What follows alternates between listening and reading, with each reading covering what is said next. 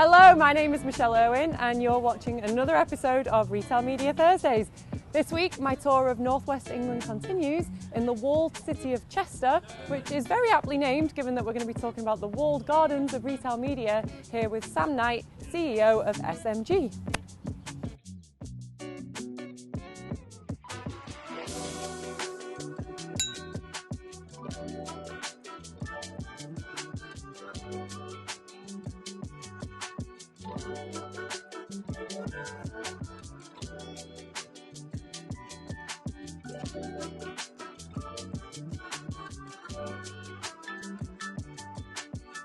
Hello Sam. Hello. Welcome to Retail Media Thursdays. I'm so pleased to be here. And thank you for having me in Chester. It's beautiful, isn't it? It is absolutely gorgeous. My first ever job was in Chester, so it's good to be back. Oh, well, there you go. What was your first ever job? Working at the racecourse. As a barmaid. Oh, I love that. We've all been there. We've all been there, haven't we?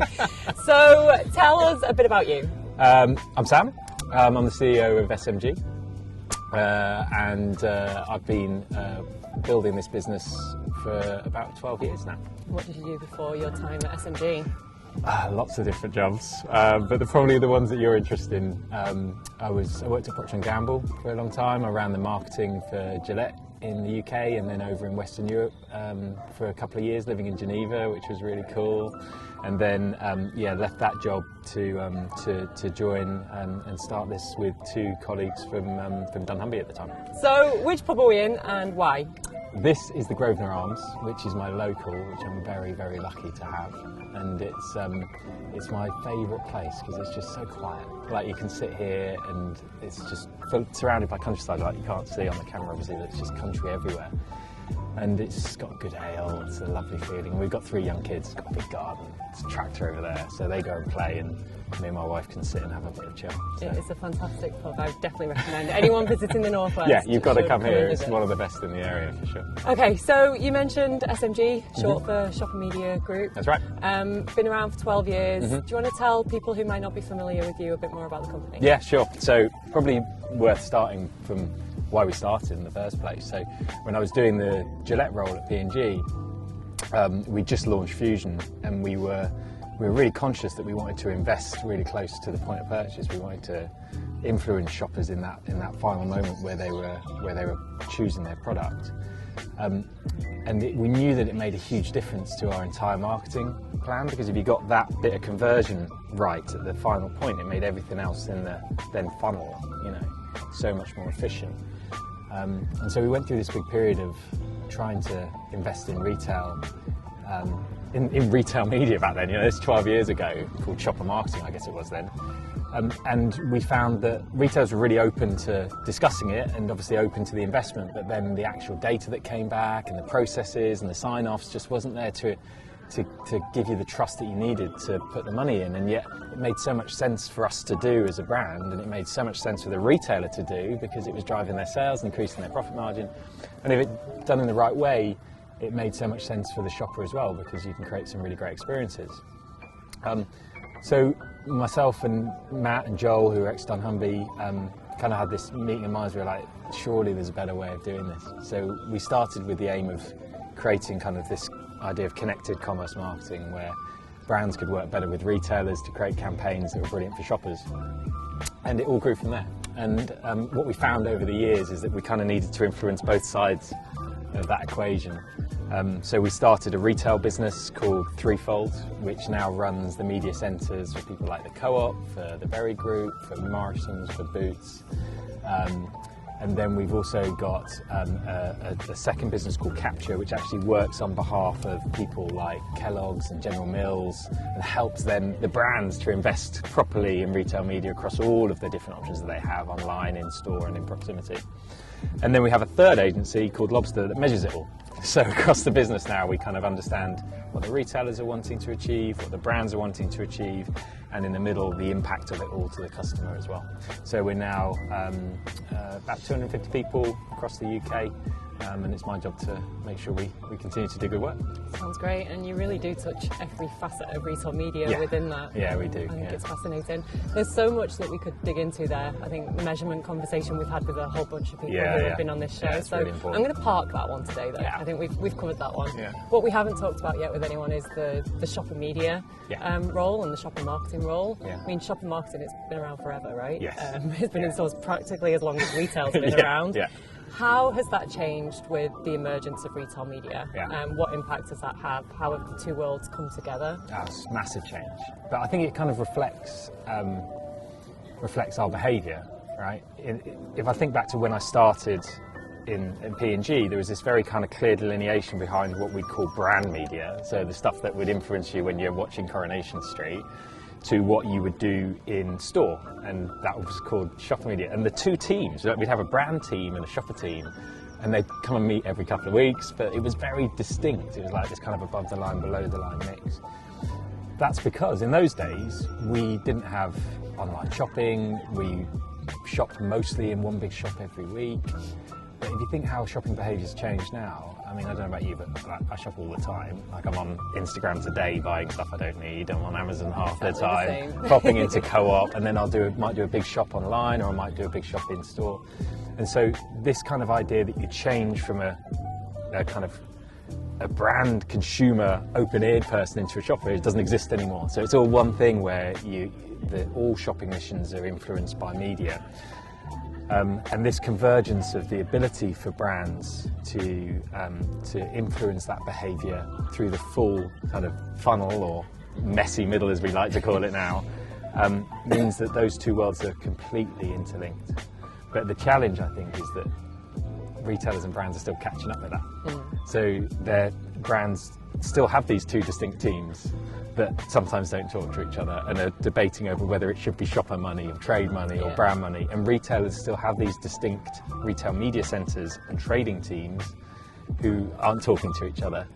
And so the big challenge now is more of a structure one, which is how do we create the ability for brands to invest in influencing the customer at the right point in their journey, whether that be right at the shelf or all the way through to consideration phases. Whether you call it retail media, whether you call it shopper marketing, doesn't really matter. It's about how you overcome those barriers to purchase at the right time. Yeah, absolutely. How are you, is there any kind of examples of best practices from the brands that you've seen, bringing those two teams together? Yeah, it's really interesting, because a lot of the people that do it the best are actually those that are pretty nascent, because they don't have these kind of legacy structures. They have a marketeer who has been brought on board and is tasked with spending the money in the best way possible. And so some of the early kind of adopter brands that we work with are great examples of how to do it well and how to judge your return on investment across that whole journey. And then I'd say from a retailer side, people like Boots are doing an amazing job where they've brought teams that link in the marketing teams with the trading teams in squads, so that you can start working together with the full business rather than kind of negotiate with a buyer and then activate in a retail media centre. It's all linked together to create kind of one joint business plan. And so there's examples where those businesses are changing their structures, and those are the guys that are really driving growth. You mentioned in your intro that retail media has the ability or the potential to improve customer experiences. Yeah, totally. I guess there's also the danger that, especially in an in-store environment, because we're not just talking about the online world, even though we know that it could potentially be disruptive online as well, but in-store, I guess there's even more of a potential for it to be very disruptive. Are you seeing any examples of retailers that are doing the in-store piece well at the moment? Yeah, Co-op do it brilliantly. There's so many good examples of where they're really, really relevant. So one that springs to mind was for COP26, or COP23, sorry. It was the global climate crisis conference. And Co-op have really great credentials in that space, as do a lot of the brands that work with them. And so they created an amazing event with all of the brands that were doing things to help water reduction, that were doing things to help packaging reduction, to create a total event that was Co-op led but included all these brands in store and effectively created consumer promotion behind something that was positive and that funded something. And that's shopper marketing, that's retail media. but it's something that creates brand empathy for Co-op and the brands involved. And then another great example of the Co-op was for festivals, where in those shops that are situated around those festivals with brands that are sponsoring those festivals, they can create experiences in those shops, actually in the festival itself in Glastonbury, where they had a setup. So you can do all sorts of fun things, and I think that's the really interesting next bit of retail media is kind of moving from this science, which everyone's talking about in terms of, you know, first-party data and the linkages, which is all really incredibly important and great, into more of the art of how then you use that data to fuel great creativity that then makes a shopper want to do something. Yeah, I think it's such a good example, and I like the fact that both examples you gave, they're not digital based necessarily. No. And I think we're hearing it as well from a lot of the retailers that we speak to. It's all about the experiences. It's about how they can create those experiences in store, even if people then go and purchase online or whatever it might be. Because that's still 80% of your sales. Exactly. You know, and so if you can make a difference to your 80%, even if it's a smaller percentage, it's a higher cash amount, right, than the 20% online. And obviously one impacts the other, but yeah, often people forget when they talk about retail media. I've been to a couple of conferences where people have said retail media is just digital. I couldn't disagree more. It's there's no digital in retail media. No, exactly. It's retail the full media. thing. Yeah, exactly. Yeah. Your first job was with Procter & Gamble. Yeah. Running the Gillette brand. Mm-hmm. You mentioned you were trying to get your marketing as close to the point of purchase as possible. Yeah. And I know and I hope you don't mind me saying this, when we actually had a prep call, you said that there was a lot of kind of tensions there with the retailers at the time. Yeah. What's the situation today? Like, how do brands and retailers actually work with each other in reality? I know it sounds like an obvious question, but I think there's a lot more complexity to it than people probably realise. Yeah, it's a really, really good question. And are those tensions still there that you had 12 years ago? Yeah. Yes, they are. I mean, there's the retail media conversation is really interesting because I think a lot of people make the mistake of thinking that retailers are very similar to publishers, and in ways they are. They have media estates that can be used and that can be sold and that can communicate to consumers or shoppers. But in many ways they're not, because the relationship between a brand and a retailer is so interlinked commercially, and they depend so much on each other for growth. And there's competition between the different brands internally that creates a completely different dynamic. And so how it actually works is that you have a national account manager team that works with a buying team that will negotiate on things like distribution, on promotional spend, on how much product is going to be sent over a specific period of time. And then there'll be a joint business plan agreement on media on top of that, which supports those sales. Now, obviously, from a brand point of view, you're not going to spend a ton of money on driving footfall to a store where you don't have great distribution. And so the two conversations are completely interlinked. And I think where we should give ourselves credit over the last 5 years is that those conversations have started to come together. So where it works brilliantly is where the retail media centre or the team that are running the retail media in a retailer in that room talking about the big structures of those discussions from the very beginning, because that can drive the right behaviours, it can drive sales, it can drive growth, it can drive promotions, and it can be a fundamental pillar behind the whole JPP. But ultimately, I think a lot of cases we're still quite a long way from that, and so there is still this kind of pressure for brands to spend in a tax in some places where they're saying, well, you're making me spend this money, but I'm not getting any data, I'm not getting any return, therefore I'm going to kind of hold it to myself. Whereas those retailers that are more open are saying, well, here, look, this is what it did last time, this is the return that generated, which, by the way, generally is really good. The brands are like, okay, yeah, sure, let's try a little bit more, let's open up the doors a little bit, and let's do some test and learn. And I think the latter approach is the way that the industry needs to go. Yeah, and I think it's that making the data available, opening up measurement, your third agency, is where that piece is going to be more important than ever in the future. Do you know what's so interesting is that when we meet retailers for the first time, I think because of a lot of this legacy is there, they don't trust that this stuff is driving return. A lot of them say, I don't know whether it's working. And in every case it is. And in every case, if you plan it better, you execute it better, and you provide the data, your return on investment grows, because then you learn what works and what doesn't work, and you grow the total pie. But it's sometimes getting over that first initial barrier is the difficult bit. Yeah. So you talked there about meeting retailers for the first time. I know you're running the media centres for a lot of big UK retailers. Yeah. When you do meet them for the first time, how are they kind of evaluating the retail media opportunity, and is it right for everyone that you meet? That's a good question. The answer to that question has changed so much in the last few years. So if you'd asked me that question 3 years ago, the first 5 meetings would be trying to explain what retail media is, how it works, how it can drive growth for your business. Now those conversations are much more embedded in the businesses, and you're getting a lot more people coming to us saying, right, how do we do this, because we know it's a big opportunity, we understand the opportunity there. Is it right for everyone? It is if it's done in the right way and with the right proposition.